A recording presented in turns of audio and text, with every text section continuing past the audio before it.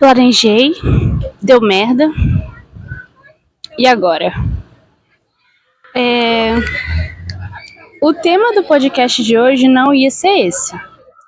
Com certeza não ia. Mas tudo que eu planejei acabou dando errado. E eu tô aqui no meio da praça da cidade,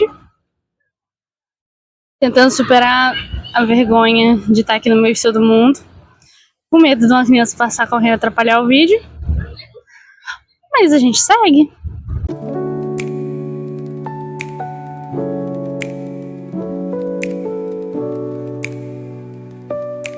Oi, eu sou a Jaz, pra quem não me conhece. Eu sou leitora, estudante de letras, e eu tô dando uma de filósofo aqui nesse podcast. Esse é o terceiro episódio do meu podcast e eu já consegui atrasar. É feriado, né? E meus irmãos vieram pra minha casa. Só nisso já desestruturou bastante a minha rotina. Eu tive, né, contratempos, aniversário pra gente ir. Teve uma discussão familiar no meio disso tudo, fui parar em outra cidade, tal, um monte de coisa que eu não tinha planejado. E eu, como uma boa autista, acabo me desregulando com coisas que não foram planejadas.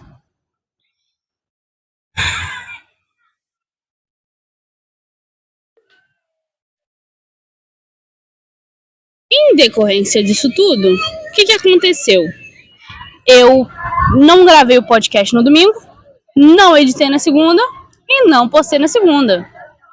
E hoje é terça-feira. Eu avisei que estava atrasado e que eu ia tentar fazer hoje. Aí hoje foi a menina da limpeza lá pra casa. E aí ela mexendo em tudo, não consegui gravar de manhã. Aí de tarde ela ficou o tempo todo ameaçando de limpar meu quarto e não ia. Não consegui também. Eu falei, cara, vou ter que gravar de noite. Do nada minha avó vira e fala, a gente vai sair pra tomar sorvete. Eu assim, caralho, meu cronograma foi uma puta que pariu. Mas fazer o quê, né? E eu falei, gente, vamos dançar conforme a música. Se eu tenho que me adaptar, eu vou ter que me adaptar, né? Eu vou ter que me adaptar. E falei, vou gravar na praça. É bom que vai ter um cenário diferente. Chegou aqui, eu tava num mau humor do cacete. E eu não conseguia me forçar a sair da minha casca. Aí eu fui tomar o sorvete depois que eu tomei coragem. E aí estamos aqui. A lição que eu tomo disso tudo é dá tempo. Eu acho que não só para pessoas neurodivergentes, mas para todo mundo, a gente precisa aprender a se autorregular. Eu tô nessa jornada e tem sido difícil. Eu falo o tempo todo, Jasmine, segura a cabeça no lugar. Segura a cabeça no lugar, porque o tempo todo eu fico nessa ameaça de ter uma crise porque eu não sei me regular. E aí a gente passa a perceber que a gente se conhece tão pouco. E olha que eu sou uma pessoa que eu acho que eu me conheço muito. Eu sou uma pessoa que leu livros sobre autoconhecimento durante muito tempo, pais que sempre falaram sobre como é importante o autoconhecimento, sobre mil variáveis em relação ao autoconhecimento. Eu sou alguém que é praticante da Wicca, que vai, assim, né, tá tendo essas práticas voltadas para isso. Então, notar que eu me conhecia pouco em relação a algo foi uma descoberta e tanto.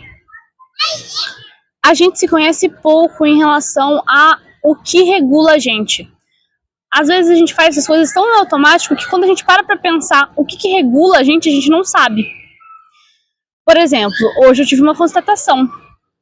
Doce me regula. Eu sei que eu gosto de doce, eu sei que quando eu tô triste eu quero comer doce.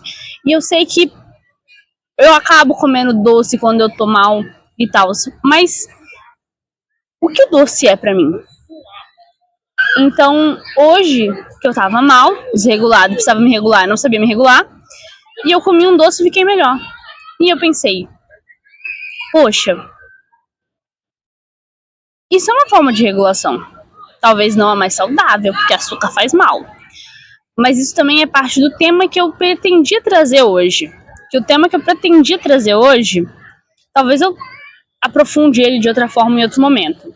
Mas ele era sobre que entre remédio e veneno, a diferença é a dose, né? E o açúcar, ele entra nessa característica, né? Ele pode ser muito bom quando alguém tá com a glicose baixa, desmaiou por causa disso e tal, mas se você ingere grandes quantidades de açúcar todos os dias, você vai acabar com uma diabetes tipo 2, né? E, todavia, a gente não pode categorizar ele como sendo só um veneno. Porque ele não é só um veneno. Ele tem suas qualidades positivas. E isso é uma coisa pra tudo na vida, né? Alguém que faz uso de entorpecentes, com certeza vai saber sobre esse papo. Sobre que você tem que aprender a dosar, que a dose vai diferenciar de um uso fora do controle ou então um remédio e tal. Tem coisas que as nuances ficam um pouco mais indistintas. Como eu esperava, eu tive um contratempo com crianças. Nem lembro onde eu tava. Mas eu vou seguir na linha de raciocínio. Como a diferença entre o veneno e o remédio é a dose, a gente vai aprendendo sobre equilíbrio, sobre seguir o caminho do meio. Você pode ingerir bananas para ter uma ingestão de nutrientes, como um potássio, por exemplo. Mas eu não sei exatamente a quantidade, mas eu acredito, posso estar errado, que acho que são uns 12 quilos.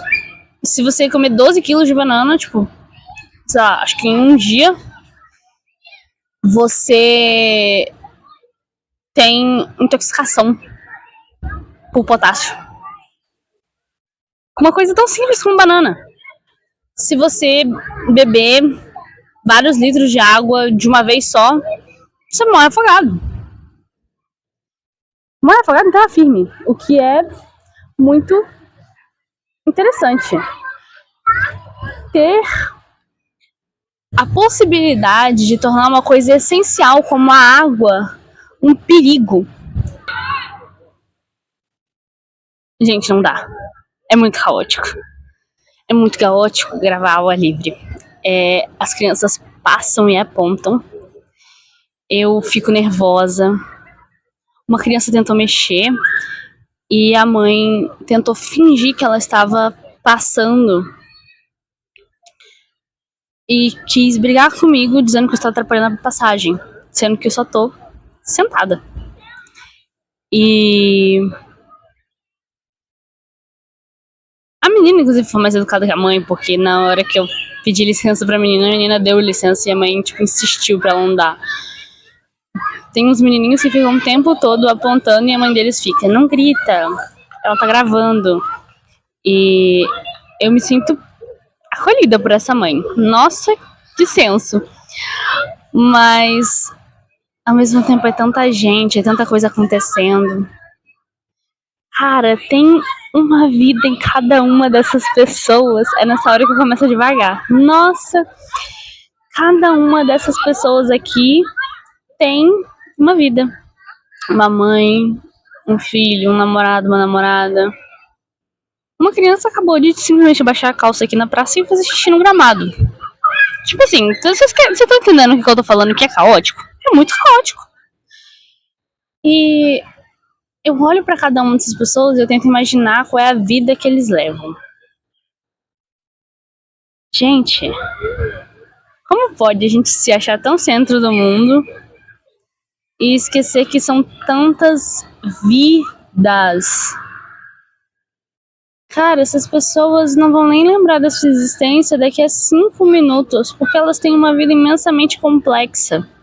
Eu tava falando isso com a Mariana outro dia na faculdade.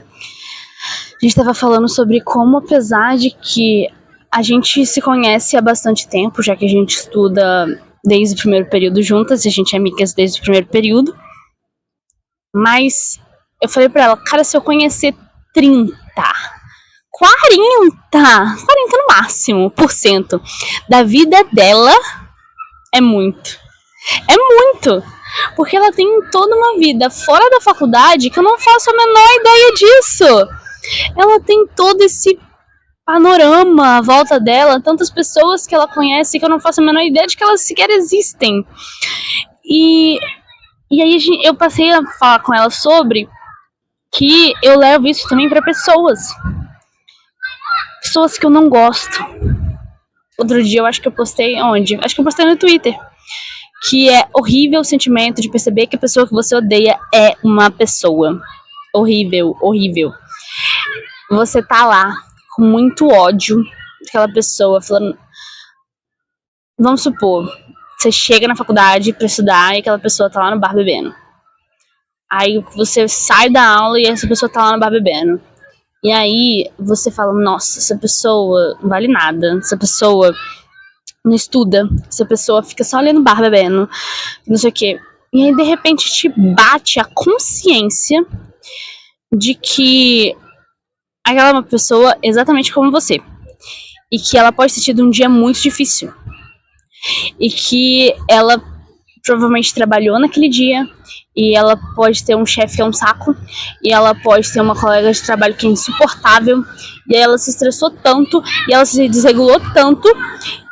Que ela falou, cara, eu não tenho tantas faltas assim. Eu posso faltar aula hoje e ficar na faculdade bebendo um pouco pra desestressar. Porque não vai ser o fim do mundo se eu perder essa aula. E ela tá só relaxando um pouco. Porque a vida dela é difícil também. Não é só a sua que é difícil. E aí, de repente, você sente compaixão por aquela pessoa. Empatia. E aí você fica com raiva de você mesmo por não conseguir odiar ela. E é extremamente irritante tomar essa consciência. Eu não sei se é o meu lobo frontal que tá, sei lá, começando a desenvolver, já que eu tô chegando perto da idade dos 25 anos e coisa e tal. Mas isso tem acontecido cada vez com mais frequência comigo. É muito chato, muito chato. Sério, eu queria só poder olhar pras pessoas que eu tenho raiva e só odiar essas pessoas e viver com a minha vida. Mas não, eu olho pra elas e penso, poxa, é um ser humano igual eu. Fazer o quê? Bem, espero que você possa olhar pra essas pessoas à sua volta e ter essa compaixão para com elas e para com você. Um beijo e até semana que vem.